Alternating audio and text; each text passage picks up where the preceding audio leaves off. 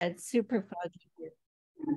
Yeah, no, it's been a challenge, and I've been at schools all this week, and it's been very hard for them to get in the morning. So it's been a challenge for sure. It just seems like we go from one challenge to another, and we're getting pretty good at handling all those as teachers. I think that's for sure.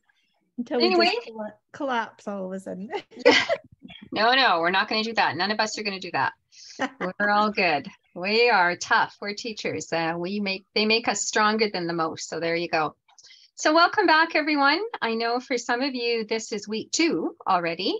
And for some of you, this is like day 3. So you're just trying to get back into the swing of things. So we really appreciate you coming back to an after school session right so early in the year. But we also know that lots of you are doing the pilots. And so getting some resources in the absence of other materials is kind of helpful for you. So welcome aboard. We do have new people at our session this time, either because they've just registered, and we did have some new registrations before Christmas, but also because some of you are piloting, but you're only doing selected organizing ideas, and this is one of the ones that you were doing. So welcome to those of you who are new. Those of you who've been to all of our sessions, the sort of opening little bit of introduction at the beginning, the first sort of 5 minutes, 10 minutes, will be the same as you've seen before, look different, but be very similar. So if you feel like you'd like to go and grab a coffee, you're not going to hurt our feelings if you do that, because we know that you've heard that before. But for the rest of you who are new, this will be give you a good introduction as to how to think in terms of assessment, how to maybe unpack your curriculum. All of those, they're rather important pieces at this point. So we just want to work with those. Okay, so without any further ado, my name is Chris Arsky. I am one of the consultants with the CART Consortia, and I have an incredibly smart partner that I work with, Ted, and he is going to introduce himself. It's just Ted. There's no smart associated with that.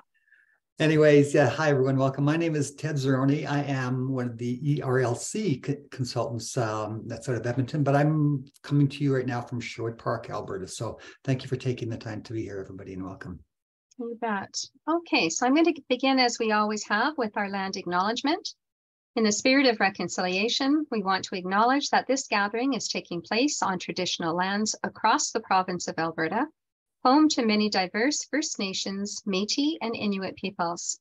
We acknowledge that this land is a traditional meeting ground, giving voice to its original peoples and the story of creation of this country in a way that history has forgotten. And so whenever we've done the land acknowledgement, one of the sort of bits that I try to do in here is include some instructional pieces that might be information more for you as the adult, less so than for a grade 2 student.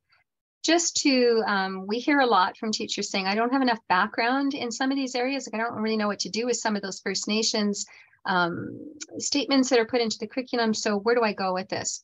And because we are talking about earth systems, the relationship of land to our First Peoples is part of their life. That's not a separate entity. It's not something that we treat differently than my daily routines. And so I'd like to play for you just a small piece that talks about the land. It's 4 minutes long. And just again, some background about what is the importance of land in this particular case. And it's actually what we're focused on as well.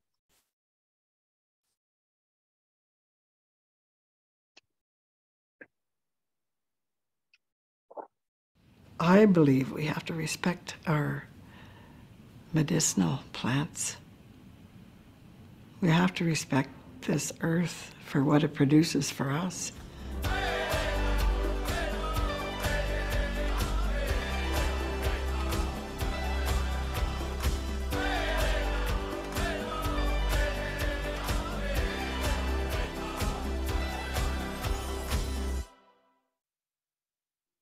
We've been on the landscape. As far as the archaeological record goes, based on radiocarbon dating and the tools and weapons and things is 12,000 years.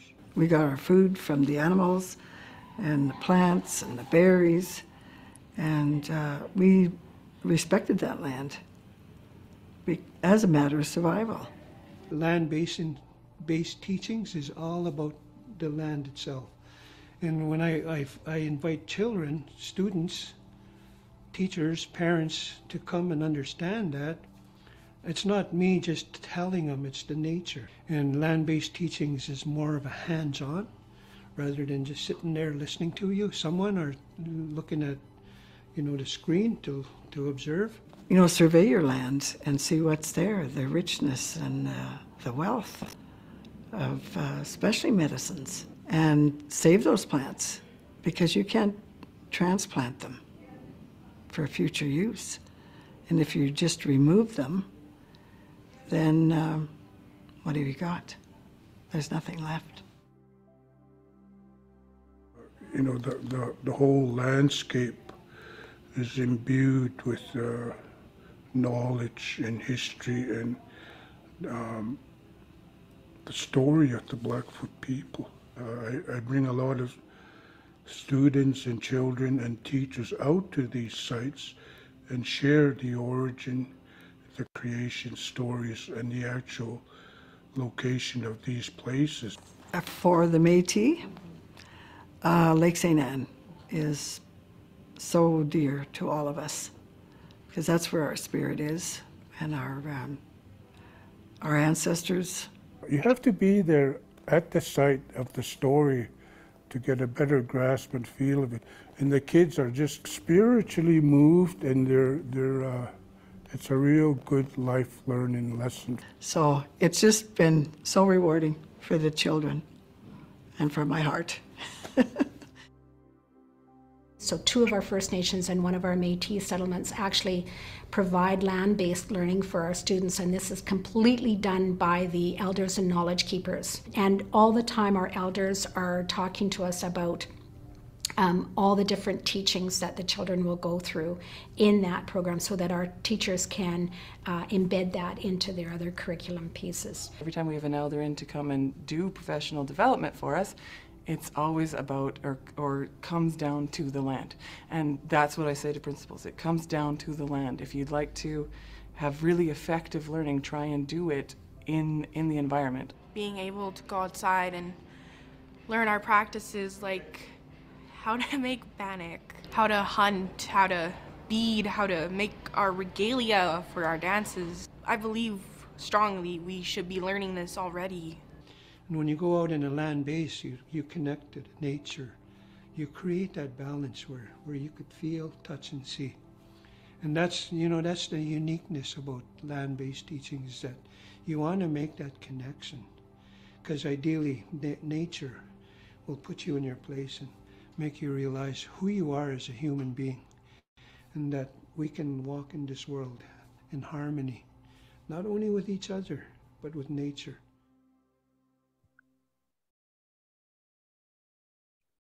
So Philip Campion, if you're not familiar with him, he is very often at most of the teachers' conventions, and I suspect he will be at this year's as well, especially now that we're back in person. He is an amazing person to go and listen to, and you will learn tons from him if you have an opportunity to get into one of his sessions. So I'd encourage you to do that. But his point is well taken. It is so much easier for you to actually teach children and ourselves. Forget the curriculum of just for the children. For us to go out and learn anything about their culture and to understand fully about what their stories are, being in the land, on the land, in the place that they're talking about is always so much more valuable than watching a video. Now, we recognize that because we're all coming from different locations and we have different areas that we live in the province, that we're not always going to have that benefit. So a video definitely can help us out. And I would say that in this particular unit for grade 2, this is the marquee kind of session that you're going to want students to have that opportunity to experience some place that they can go to make the connections that you're going to teach them about. And even if it's a farm, it's still a starting point. It's still a place where they can make those connections. Oops, let me get that started again. So from the beginning of very first unit that we covered, we sort of introduced the science program to everyone with the intent that these sessions, we only have an hour and a little bit. So there's no way we can unpack an entire extensive unit that you might spend, 6 weeks on. But on the same token, we want you to feel that hopefully at the end of these sessions, we're hoping that you'll at least walk away feeling like, okay, I have a sense that I have a little bit of an idea of where I want to go. Maybe as we're talking, you're already running through your head that, oh, I got this, I actually have more than I realize. And that so it gives you a bit of a sense of direction and efficacy as to getting started. It's a new curriculum. It is a new way. We're very used to teaching in a box, in the sense that we had a topic, it belonged to our grade, it didn't really go anywhere else. It was hours to teach and hours to finish from beginning to end. And that is not the case anymore. Now we are really looking at a curriculum in which you have to be cognizant, especially this year, of the bridging. What did they learn in the perfect world 2 years ago in kindergarten and grade 1? But they didn't do that because we're just starting the new curriculum. So you've got to be cognizant that there are going to be pieces that you have to bridge that they didn't arrive at your door with today or in this particular year, because they didn't have those 2 courses to go to in their previous years. So it is a little bit of a background in that regard, and a little bit different. And so again, we just encourage you to be present. We encourage you also, if you have a question, there's so much in these sessions that we seldom have a chance to say, anybody want to jump in and ask questions? It's usually at the end. Just jump in, like literally unmute yourself and just say, got a question, not a problem. Just pop in and throw it in. If you really don't feel comfortable unmuting yourself, just use the chat box and we'll try and keep an eye on it between the two of us and see that we can answer your questions from there. Just going to go out of this and get back in the slideshow here. So what we'll do today is we'll look at the cusps, and Ted is really going to take you through breaking down the specific concepts and the big skills that we need to look at in this particular unit or organizing idea, and unpack those as to how we might assess them. Because we're hearing lots of content. We're doing lots and lots and lots of content. But what people are a little bit concerned about is I'm not really sure what I'm supposed to be assessing. So we want to have that conversation up front, because it really builds into when I talk to you about resources that I have for you, I'm always keeping and being mindful of the concepts that have already been put forward to you. So instructional considerations, another area that Ted will talk about. And then I'll go through some examples and some resources of a possible way, just a possible way that you could outdo this. It's not the only way, that's for sure. So I'm going to turn it over to Ted, and we'll let him take us through to the concepts and go from there. Thanks, Chris. We're where most of you already understand how the structure of the curriculum works, so we're not going to put too much emphasis on this. You're implementing some other courses with a similar structure. So just a reminder that we do have this organizing idea, and in science, not all the organizing ideas go through all the grades like they do perhaps in the other subjects. Excuse me. So in this particular one, we're looking at the Earth systems, and in this particular case, components of Earth systems such as landforms and water bodies. Those are the two big components that we'll be taking a look at this in this organizing idea. When we take a look at other organizing ideas, you'll see that there are some that are in other grades that aren't in the grade 2 curriculum. That's the next slide, Chris. Space does not start until grade 4. And you'll see that kindergartens even have fewer organizing ideas given the time that they have to be in school. So by the time kids get to grade 4, all of those big organizing ideas are covered in all aspects of science. Just to maybe point out this slide to you as well. And the reason I do is that when you go to New Learn Alberta, you'll find these progressions available to you. There are progressions of the competencies, literacy, and numeracy. And what they do is they break them down per division. There's a list of competencies under all those same categories for kindergarten, then Div 1 and Div 2 as well.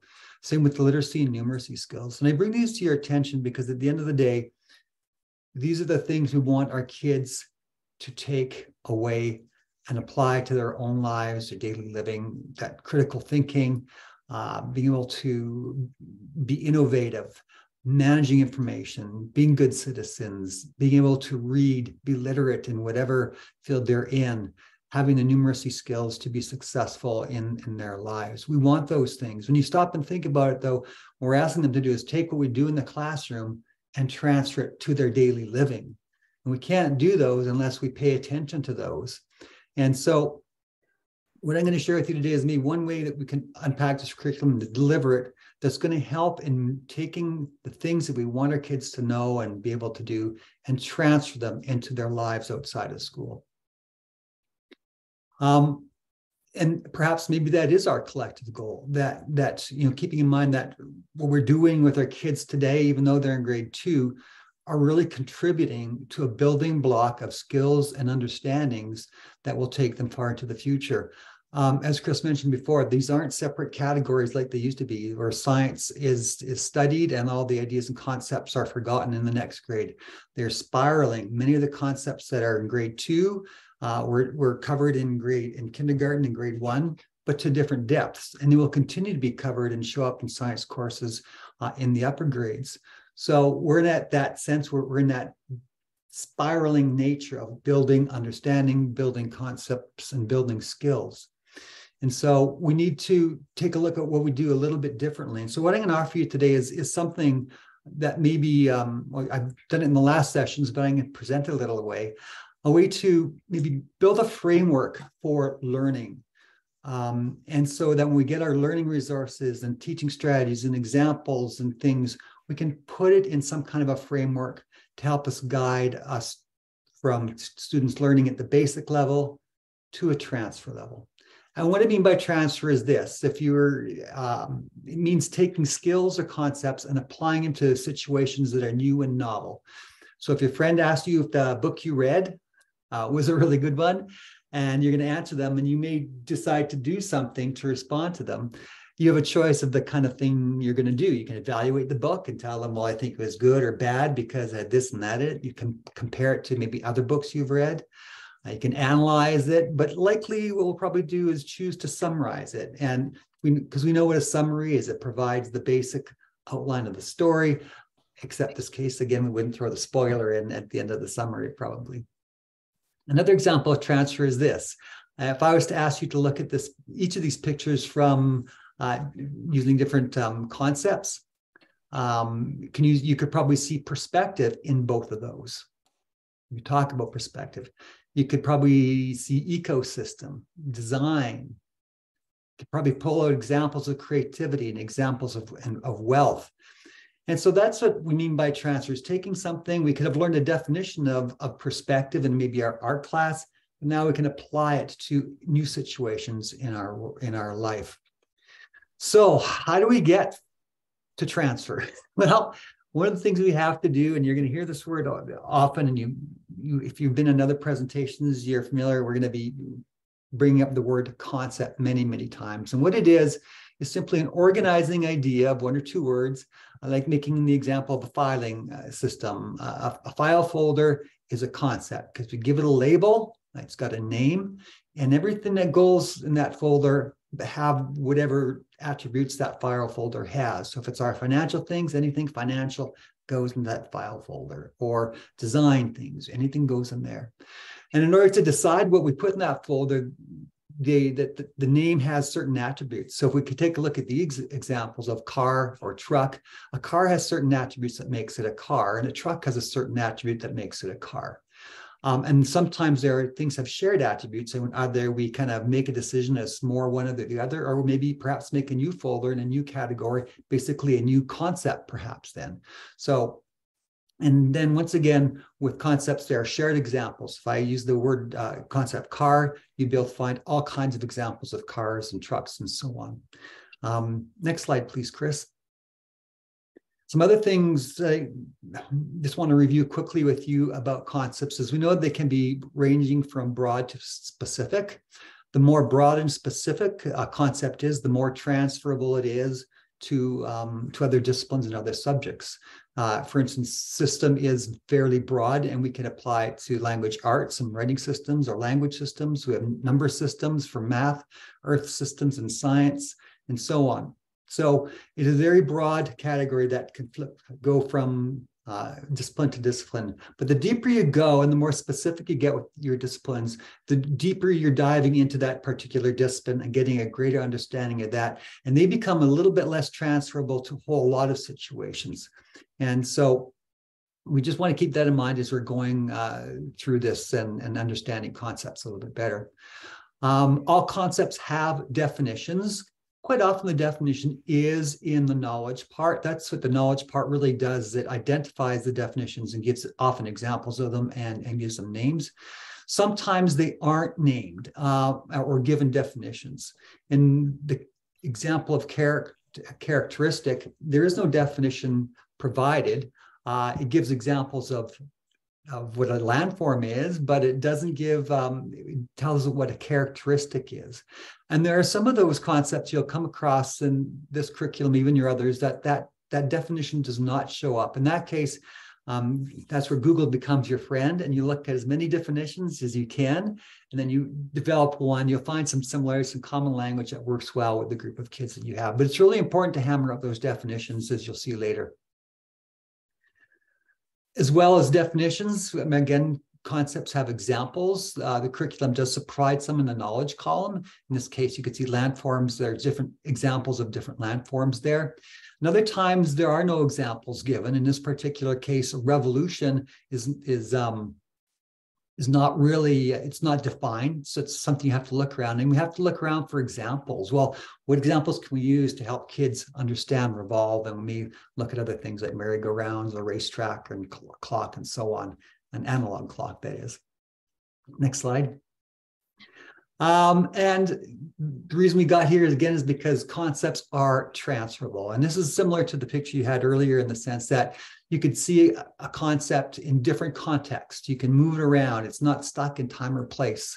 So we could see change in this picture outside by a lake with weather coming in to change the day.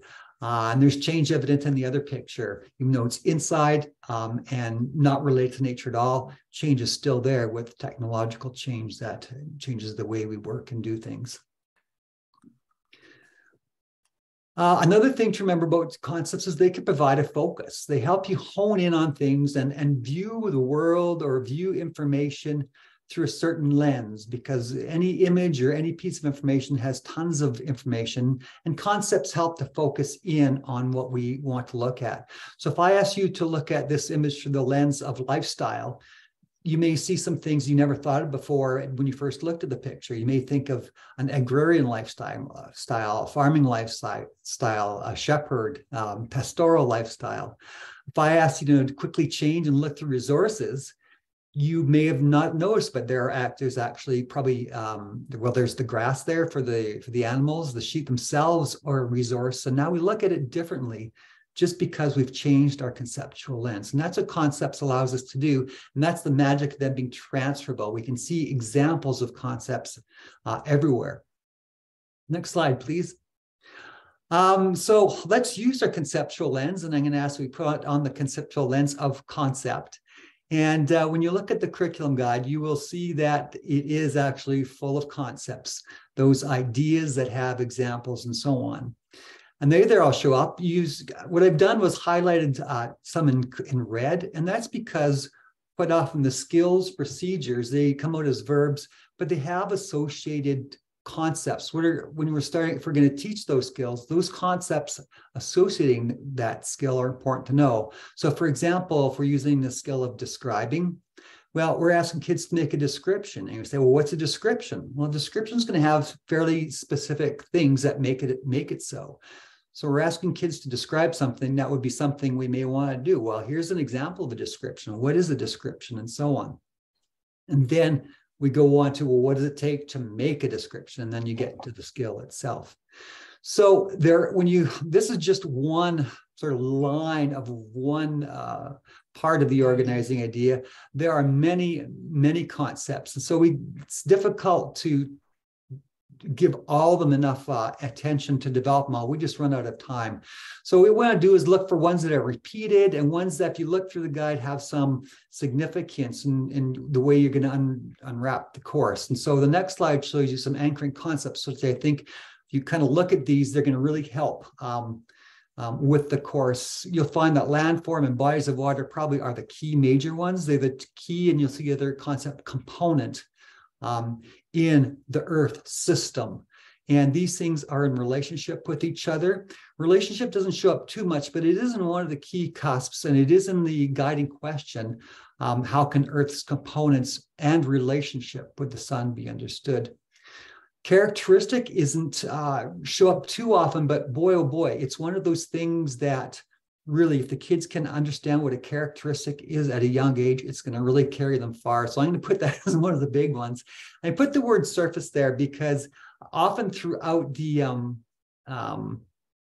all the understandings, you'll see the word earth shows up in the guiding question and in the learning outcome, and quite often it'll show up as the Earth's surface.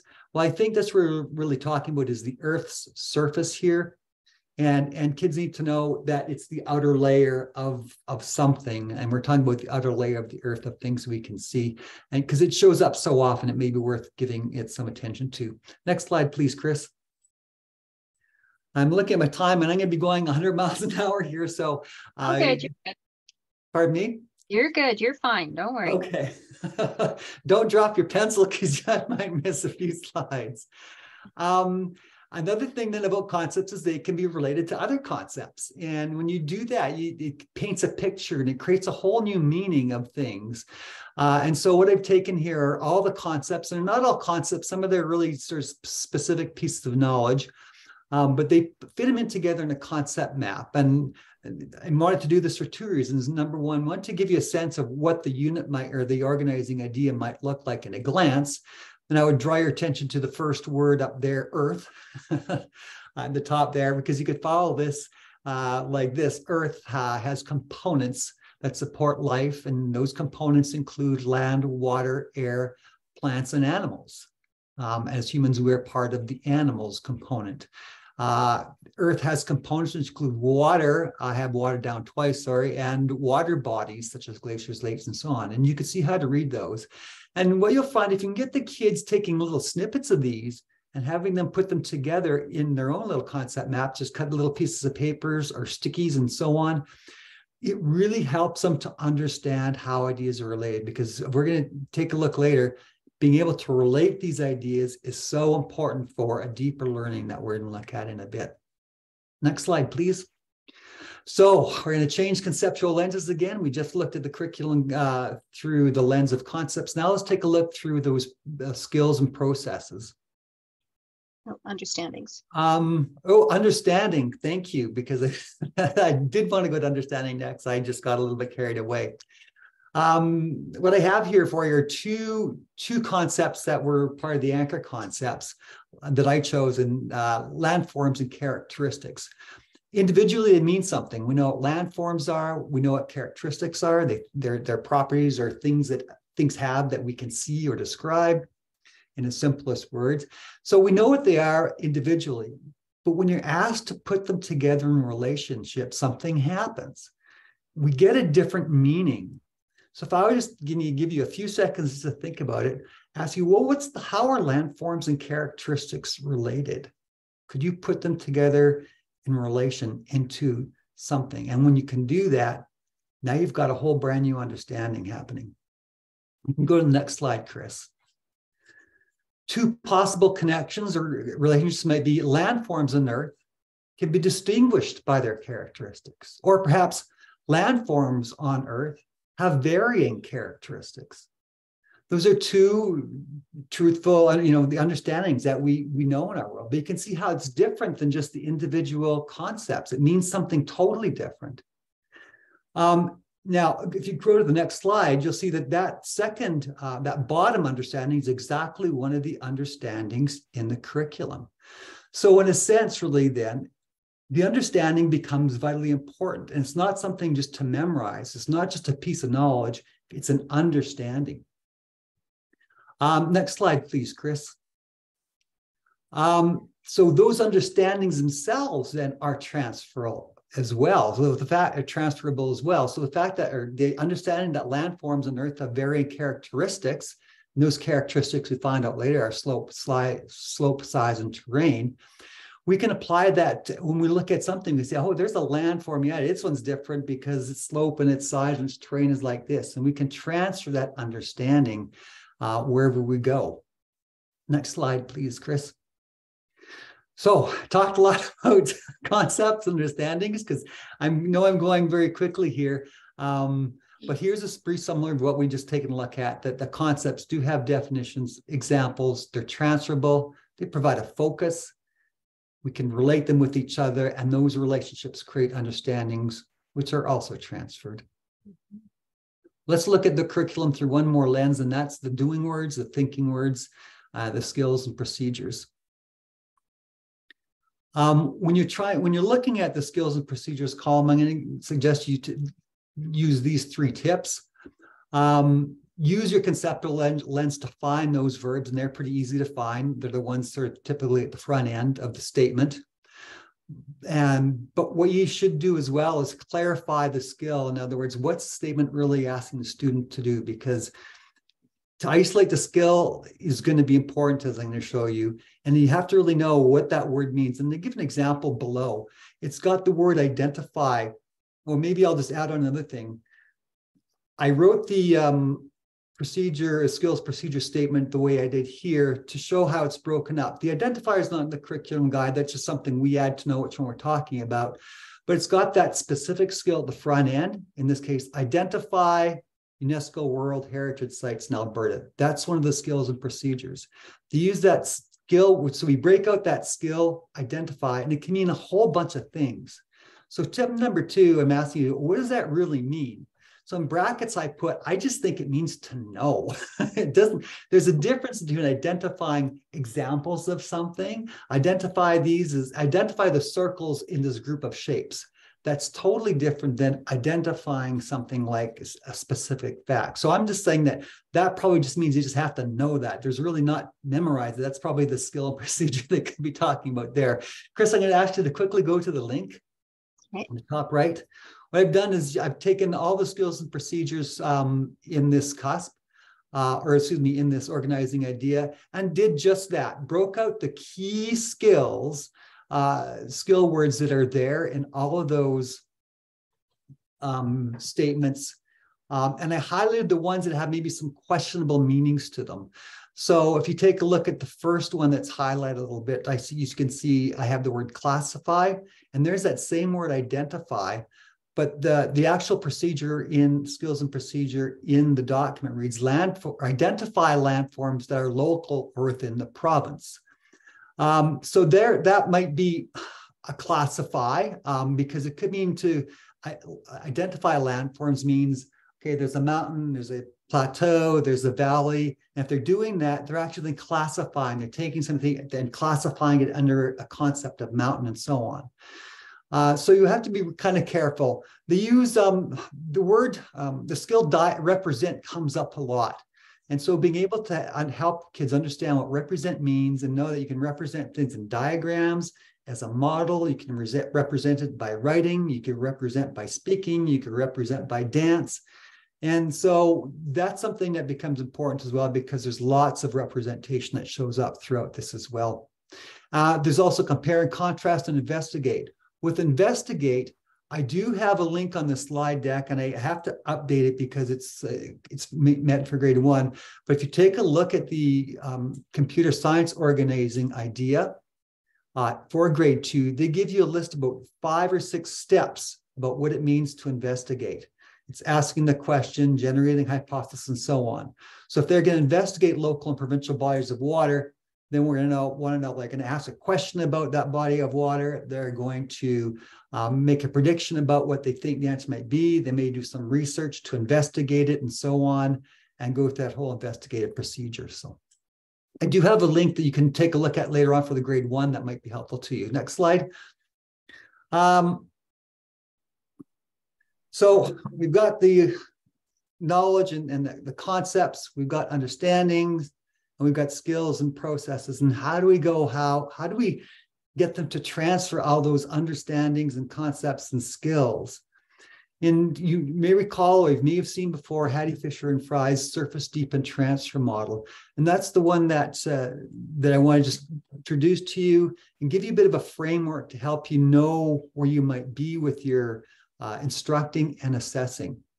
At the surface level, that's the beginning level. That's where we teach kids those individual concepts like landform, plateau, body of water, ocean, and so on. Here's the compare and contrast. Here's how you compare and contrast. Here's what it means to investigate. Here's how you do all that. And you do that at the beginning without any of the course content. You teach them all those things. Well, I guess with the skills without the course concept, the concepts are going to be the course concept, but they're the individual pieces of information. Next step is to then deepen that. With the concepts, then that's we're going to look at the understandings and putting the concepts together, that landforms have a variety with their characteristics, and then transfer that to new contexts, new situations. At the surface level, they're going to learn what does it mean to investigate. The deep level, they're going to be practicing making an investigation with as little guidance as possible. The transfer stage, when you say, okay, let's investigate this, they should know that we're going to have to ask questions, we're going to have to do this, we're going to have to make prediction, collect data, and so on. And that's really the 3 stages then. I have another graphic below that just to help that a little bit. That's the next slide. So at the surface level, it's not just the definition of those concepts that matter. You can see I have 2 figures there under surface for concept. The flat, that's just the definition, and the kids can memorize that. They need to know that. They need to know what the concept is and what the characteristics are, but then to be able to identify those concepts in real life. So if they know what a mountain is, but they look at a picture and they can't identify a mountain or a valley or so on, they're still at the surface level. They still don't know what those are if they can't identify them based on the characteristics. Then we go into the deeper, and that's where we connect it, but you always have to do it within a context, right? You give them pictures, you give them case studies, you give them videos, and that's what the colored blobs underneath those connected pieces are. You'll notice that course content doesn't show up until the transfer part. You may want to do it because at the end of the day, between deep and transfer, as soon as you give the kids a context to make those connections, is when you think about it, you're going to be giving them a context, right? I was showing you pictures. They weren't related to the course content, but they were pictures that help them to apply their understanding. Or it could be a video, it could be a story, it could be a poem, it could be any kind of context to help develop these concepts for the kids and their understandings. And then we go on to transfer it later on, usually the new, novel, unfamiliar context, but the course content that they're going to be responsible for shouldn't really come a little bit later. Especially, and I guess that's meaning with the skills, right? In order to help with that, at the surface level, there are a whole lot of different instructional approaches you can use. And because the intent, once again, is to develop those individual concepts and individual skills, get those grounded with the students. So I have an example. You don't have to go to those, Chris, but if the kids are going to do some investigating, they need to know what investigation is. So there are some concept attainment lessons that I put together for you that can help students, and I think they could work at the grade 2 level to know what an investigation is. Well, what's a prediction? Because in an investigation, you have to make a prediction. In an investigation, they use the term conclusion at grade 2. So what is the conclusion? Another one of the skills that they use is compare and contrast. And I'm going to suggest that at grade 2, you may want to start formalizing compare and contrast a little bit more, where kids say, well, I'm going to compare these things on certain criteria, and use the word criteria as something that may come up, you may want to do. Or you can use Venn diagrams, which are much more flexible in terms of their use with kids and so on. So there's an example of some strategies there. If you're talking about skills, I keep thinking that the direct teaching approach is the best, because it really breaks skills down into steps. So when you stop and think about something, the investigation's already in steps, which is nice. Okay, so if you're going to assess investigating, you've got the series where you're good at this part, but we're hurting on this step here. So that's a good assessment to have things. It's good to assess things when they're in steps. Same with comparing and contrasting. I broke that down as steps for you in that one. So you could say, okay, when you're compare and contrast needs some work over here. So there's some steps there. You could take a look at those a little bit later, but that's still all the surface level. For deep, you'll see I have a little bit of a yellow going to transfer, because once again, in order to say, do you see the understanding here? You're going to have to provide a new and novel context every time. And so they're in a sense transferring their understanding, those connections between two concepts, to a new situation every time. The difference between deep and transfer that way is that you want kids to do it independently. At deep, you're still developing those things. And deep, you're developing, helping them make those connections. We're not just necessarily giving those connections, we're helping them to make the connection between concepts. And I'll show you what I mean in the next slide. I will show you in the next slide after this. So just maybe to go ahead, Chris, you can go back there to that slide, that one with the arrows. Yeah. So that's just another graphic saying, look, we have to, the way understandings work is that we take the specific skill, okay, I guess to develop those understandings is to me, we take the specific skill, and in this case, it's compare and contrast, and those surface things of characteristics, slope, size, and terrain, and we put the skill and the knowledge concepts together. We'd say, work with this, compare these things, and to see if that can help you to have the understanding that landforms on Earth have varying characteristics. I think the next slide is going to take us there. Nope, next slide. Oh boy. Yeah, keep going. Right. So if we're going to compare and contrast, then we'll say, well, here's three pictures. In them are mountains, the hill, the prairie, and plateau. So compare a mountain, hill, prairie, plateau, and valley based on those three characteristics of the terrain, of slope, of characteristics of a landform: slope, terrain, and size. So go to the next slide. Okay, so here's that comparing it now. So there you could see the criteria, the characteristics.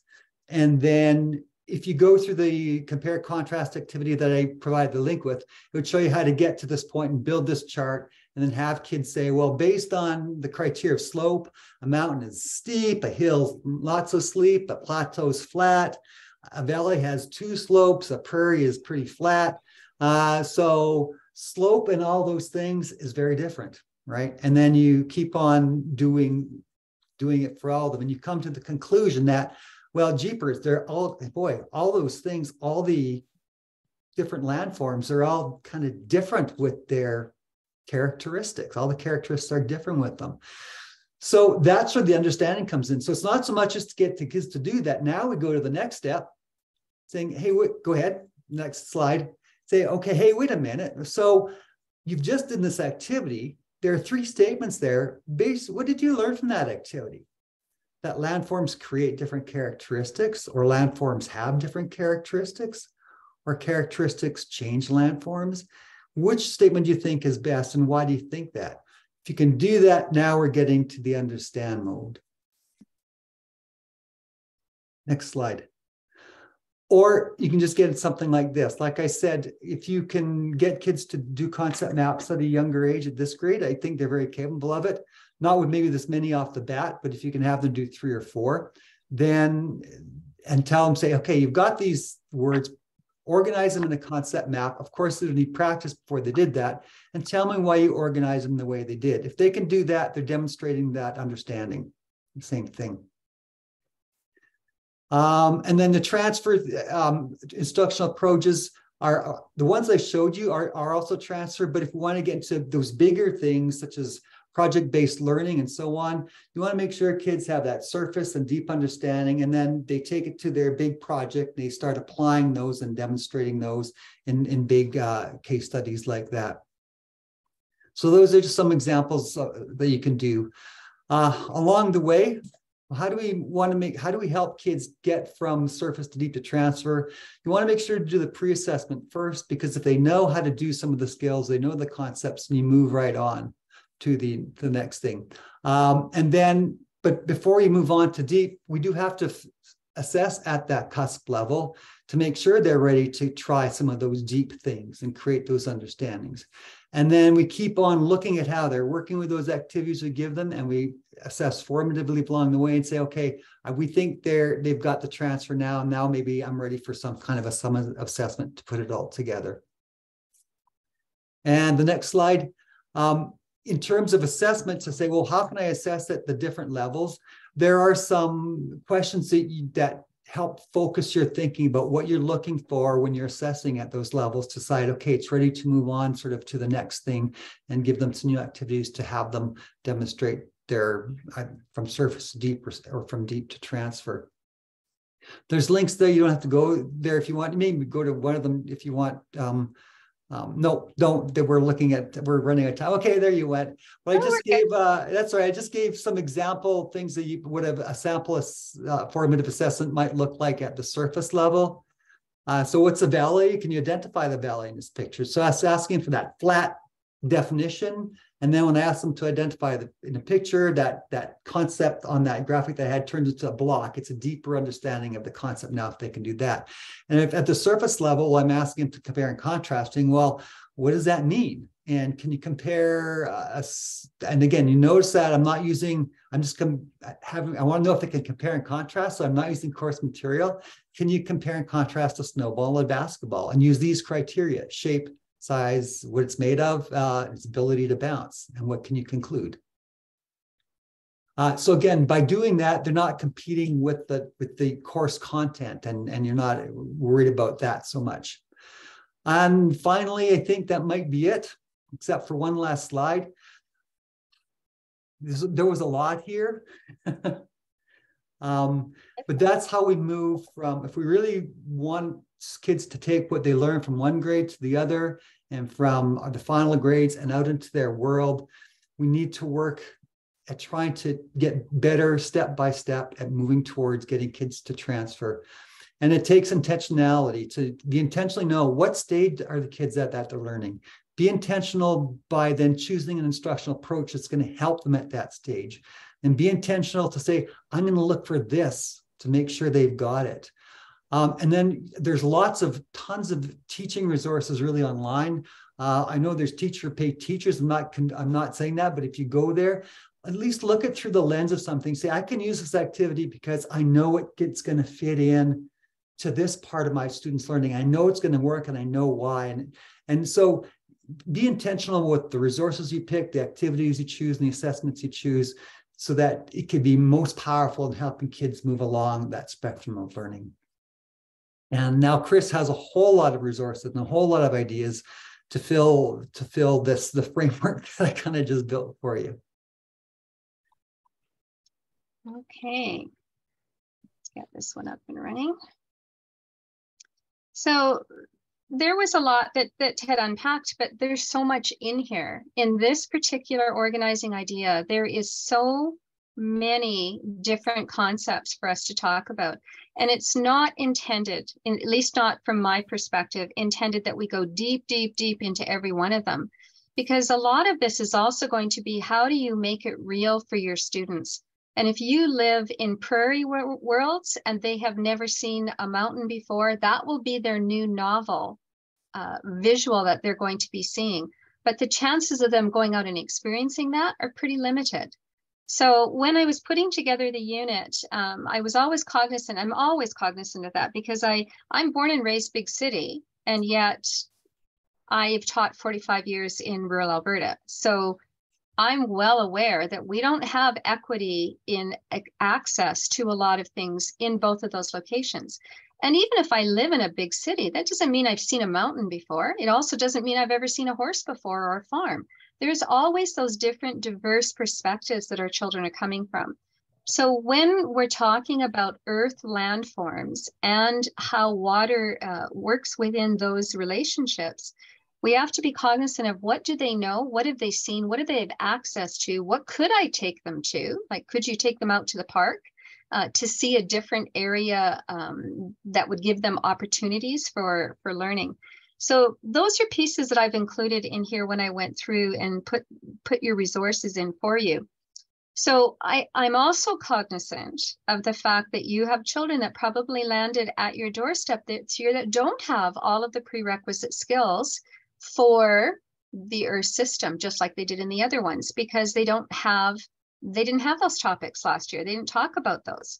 And so I'm going to review a little bit about what in K1 would be kind of critical for you to make sure that they know for your work in here. And does it have to be done up front? No, it could be done and integrated throughout.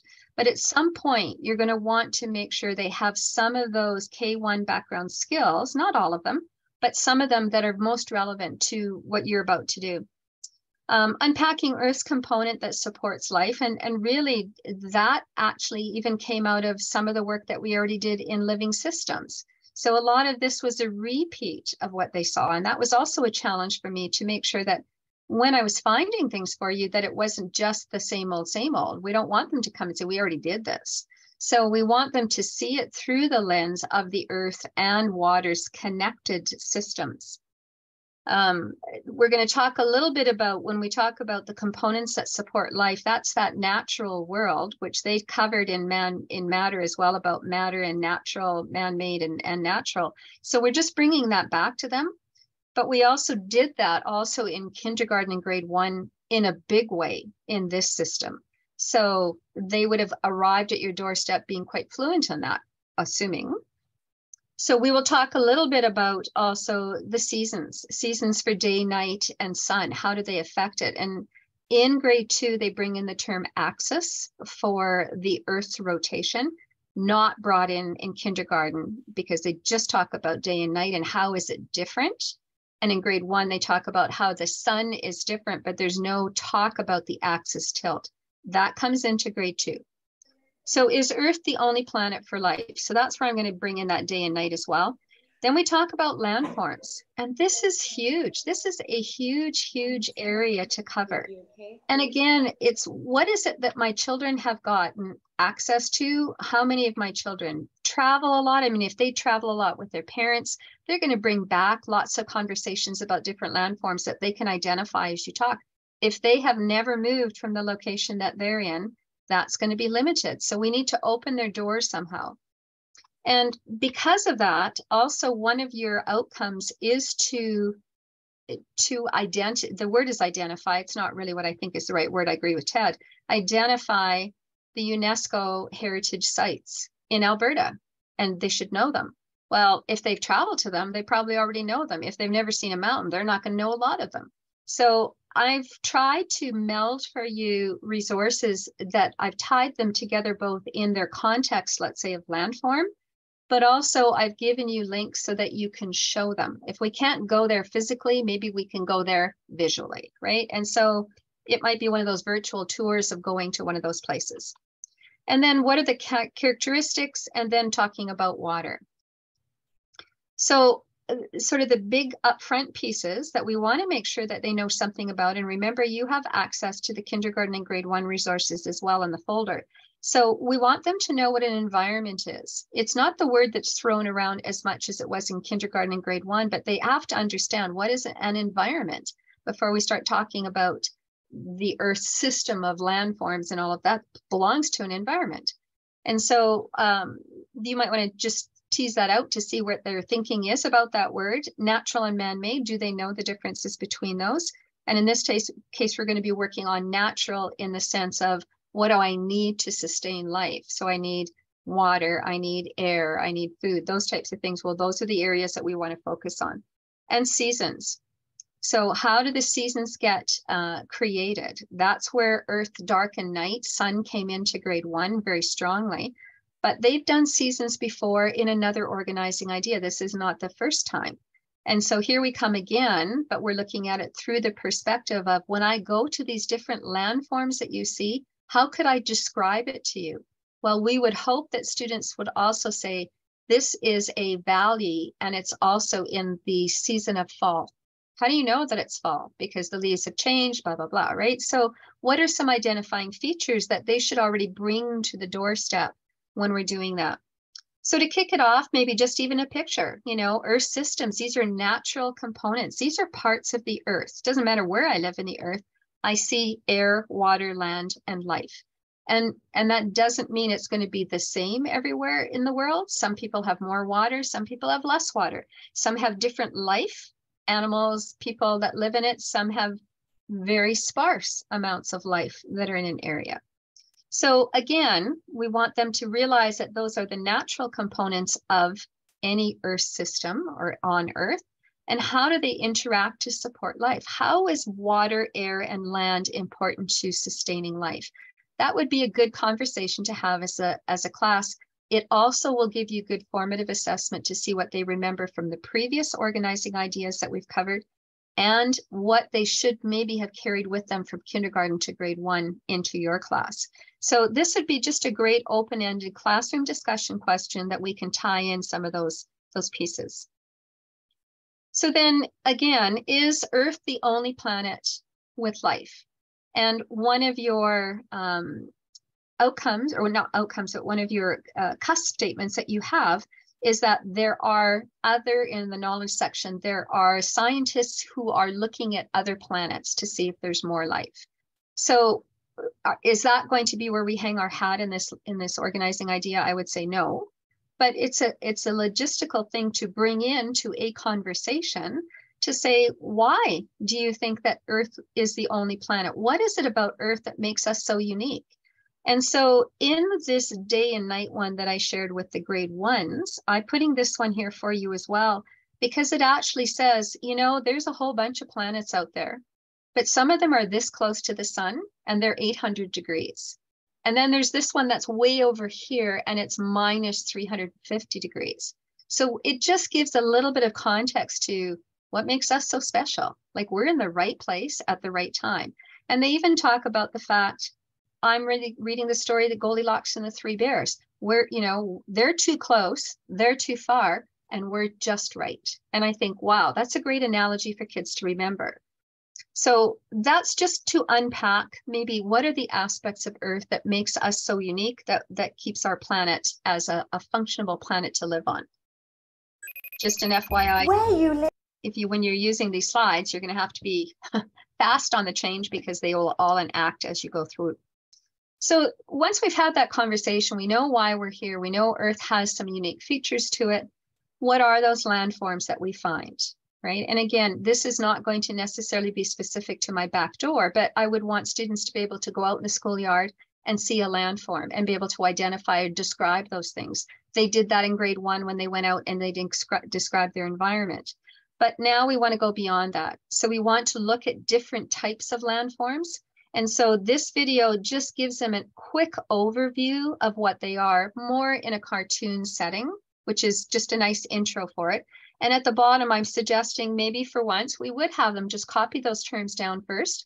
And as they're listening on the video, what did you learn about a valley? What did you learn about a hill? What did you hear? And I mean, they don't have to write a whole long, just something that they can have a conversation as a group afterwards about.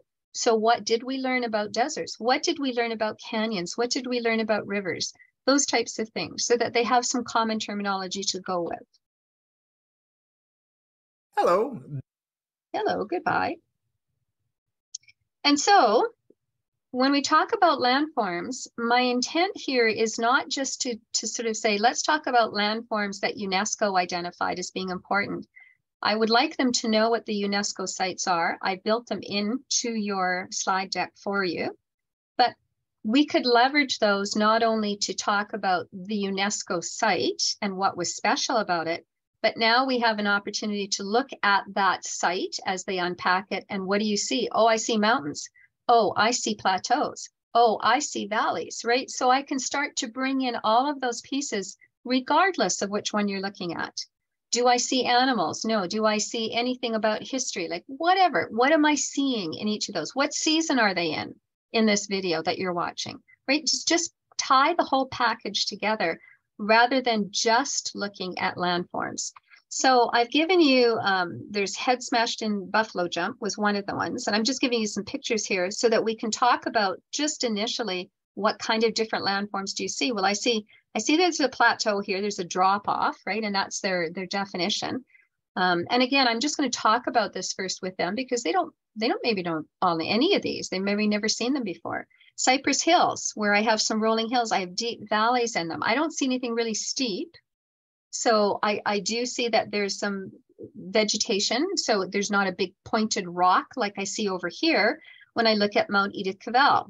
So Mount Edith Cavell, again, this is a majestic mountain that we see. We can go see free anytime in Alberta. But again, it's a mountain and some children have never seen mountain. And this one's got snow on it all year. And we're going to talk about where does water come from? And there's got glaciers on it. So we just keep tying all of these pieces together over and over, revisit and spiral back to them. We have the other ones in here too, where we have the prairies. So what do prairies, as I'm driving, let's say from Calgary to Drumheller, what do those prairies start to look like? And then they start to change as the landscape starts to go into those deep valleys. And then if I look at the valleys of Dinosaur Provincial Park, what's so unique about them? And who cares that they're made of clay, right? It even talks about it in the video. You wouldn't want to be there when it's raining because it turns into what they call slime, right? It's a slime area and you're going to slide all over the place. Kids might think that's cool, but as adults, we probably don't. So what you'll have now is a number of different slide decks. And I've simply put them together for you based on not only UNESCO, but some of the places that I would think maybe some of our children go to, like Jasper, Banff, right? Those might be areas that they've traveled to as well. They may live on a farm, so we could even take pictures of their area and embed them in here as well. So this could be a little bit of a resource. But the idea being that you would be able to take a virtual tour, quite literally, of any of these sites now and learn with them as you go, even if you've never been to one. What do we see? I've never been here, so let's see what we find. And why did they think this was so important? And wow, look at that. There's from almost 1,200 years ago, there's drawings on the rock. So we can learn alongside them and have those conversations with them, being mindful of the terminology that we want them to have. So you've got quite a few here. In each case, I tried to find one that at least gave you a panoramic view of the area and one that also has some instructional pieces about what makes this place so unique. Why do we even care to want to go there? And so these will be available to you then. I'm just going to try and get through all these with them. So same thing with the prairies, Cypress Hills, Wood Buffalo National Park. And again, looking at each of those and trying to unpack them. Now, I might only do 2 or 3 of these, right? I might not do all of them. And then maybe I use some of those for my transfer activity where I say, we did not listen to one of these. Maybe I'd like you to listen to one and here's your assignment to work on. So I can use those later as a new follow through to see if they can find. So if we didn't watch mountains at all, maybe I want to show them a mountain one that they could try independently.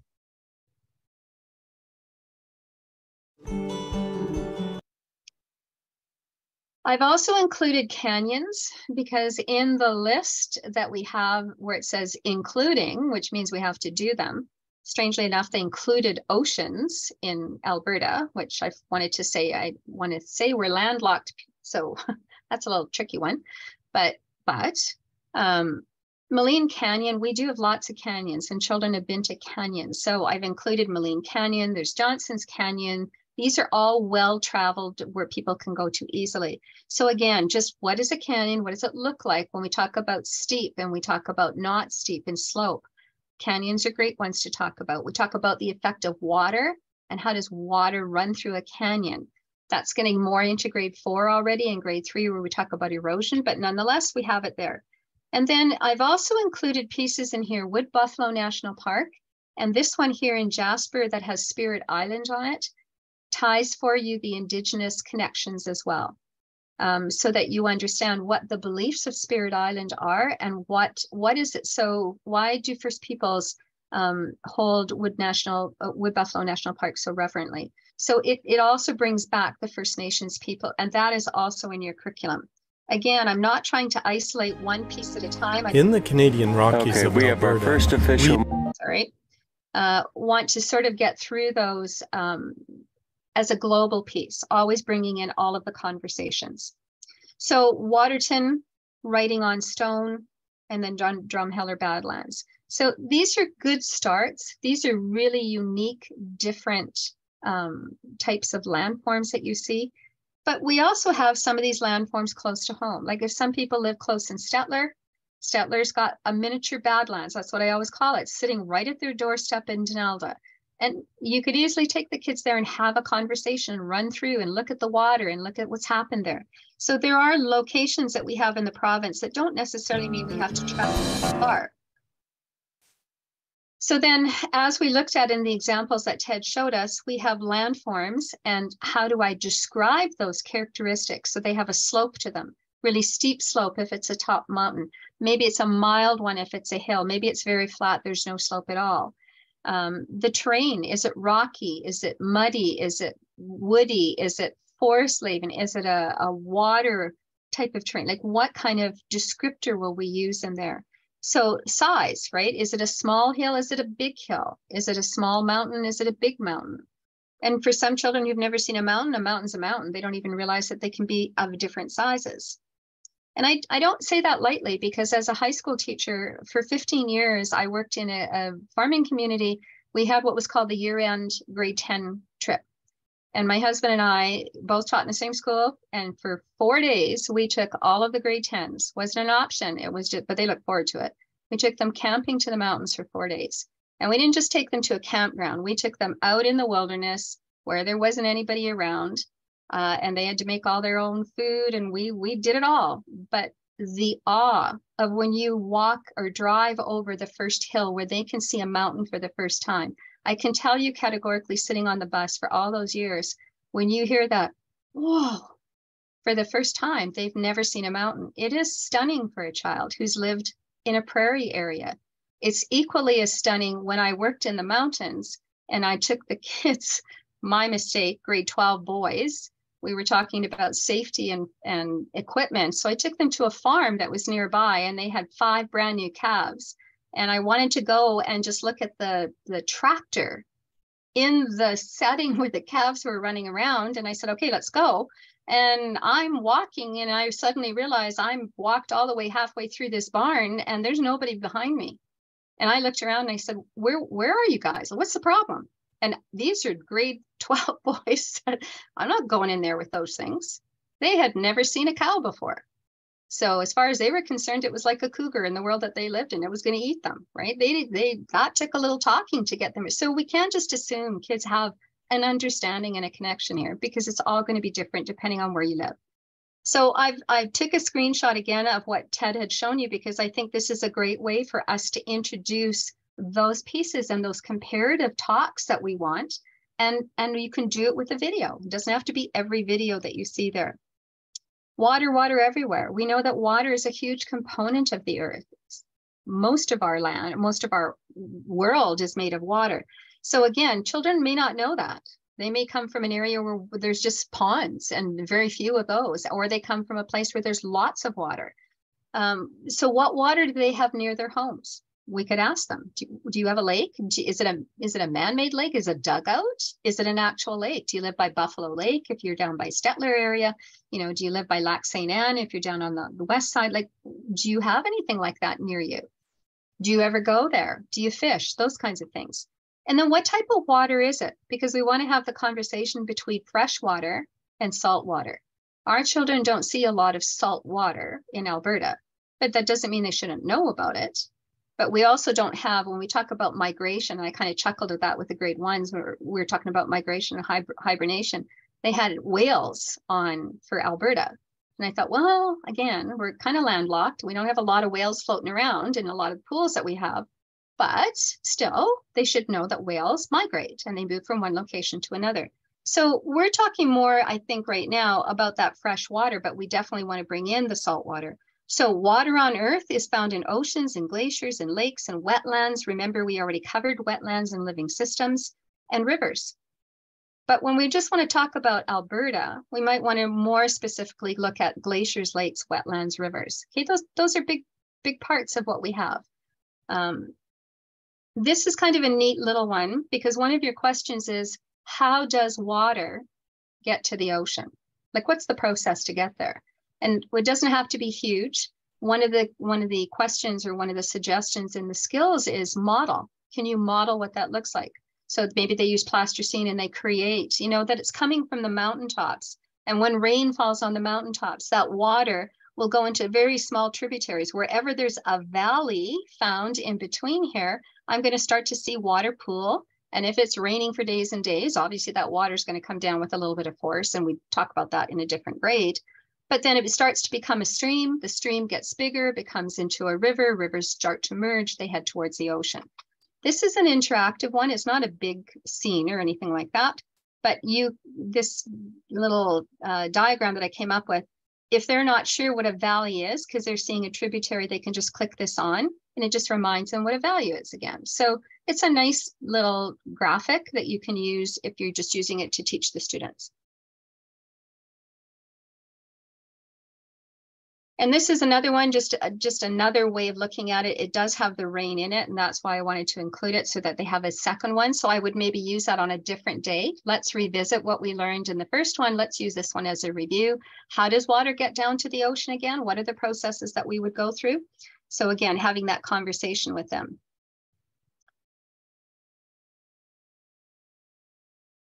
So if I wanted to transfer, one of the things I might ask them to do is to create a model.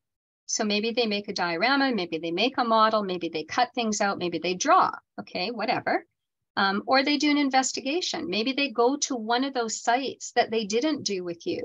And now they're going to go in and they're going to unpack it through describing the landforms that they're seeing. Or they're describing, and I'm not going to say or, and they're describing what water has impacted that landform. They're using the terminology that we have used throughout in an appropriate way for that landform that they're unpacking. Now, if they're going to make a model, then we would want them to label it. And they would want us to explain, tell us about your landform that you created. What's in here? What kinds of living things are in your landform as well? And again, they could bring in language like seasons. You know, I'm looking at this one, it happened in winter. How do you know it's winter? Well, there's snow on the ground, right? Okay, I just always that question, like Ted said, if you don't ask the how do you know or explain, then quite frankly, you're still sitting at surface, right? That's just a regurgitation of what you told me. I need to verify that you understand why you're saying that it's in winter. So some of the resources that I've included in here, there's lots in the front matter, but just if you need another one, maybe just on air.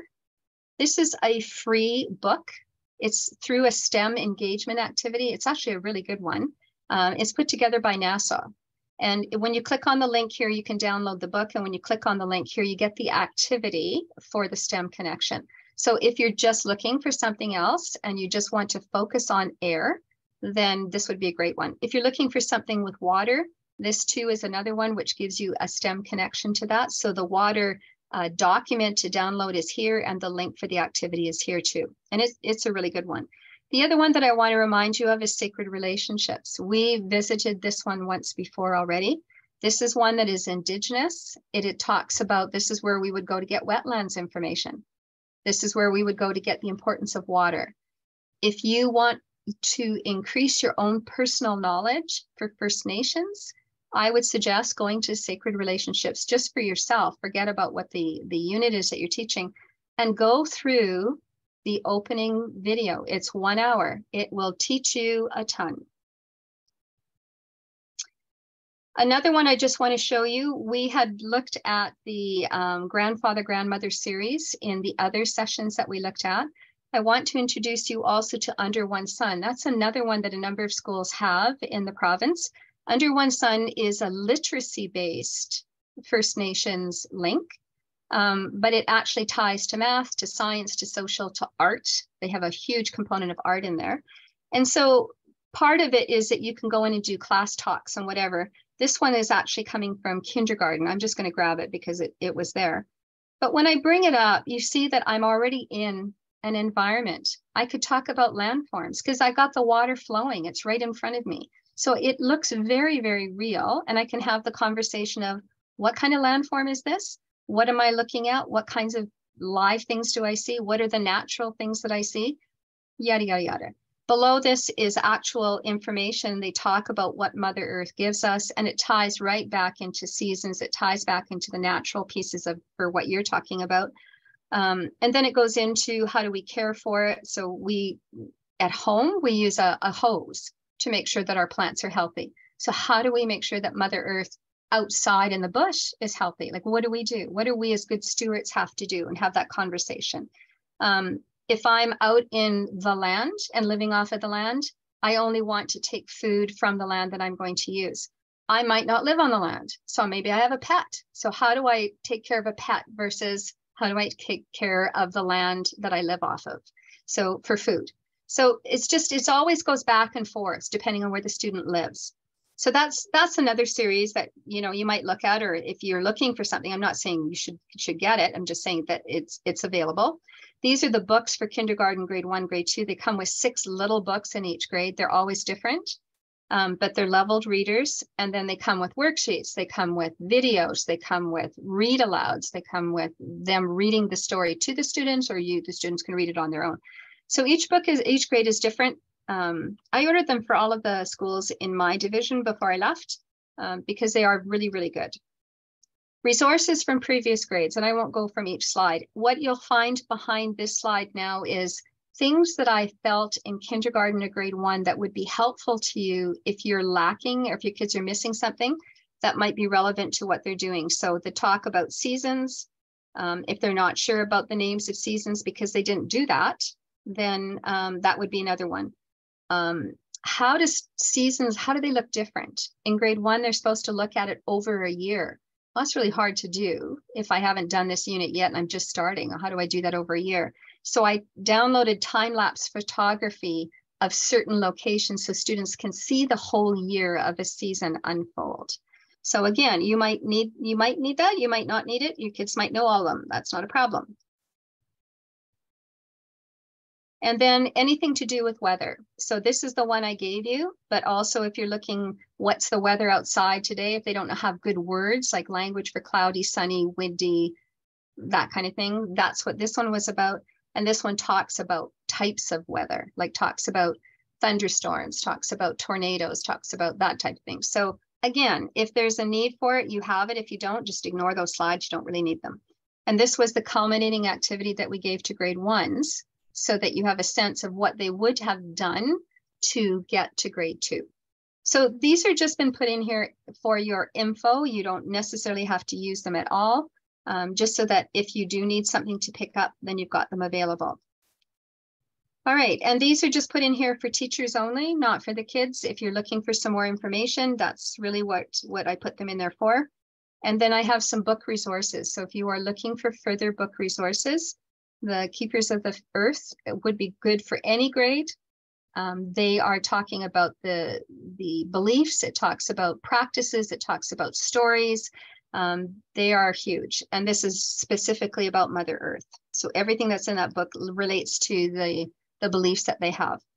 The Walk is another one that I've read to students, but it's walking through the bush. It talks about the Grandfather 7 teachings, but again, you're looking at the landforms. In every page, there's a conversation to have about a landform. So it's a great little story.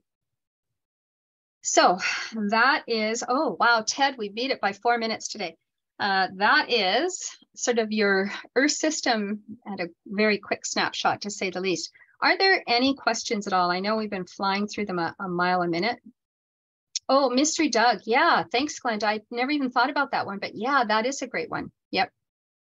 And any other ones that you have, just send them our way and I can put them into the slide deck so that everybody has access to them. That would be great.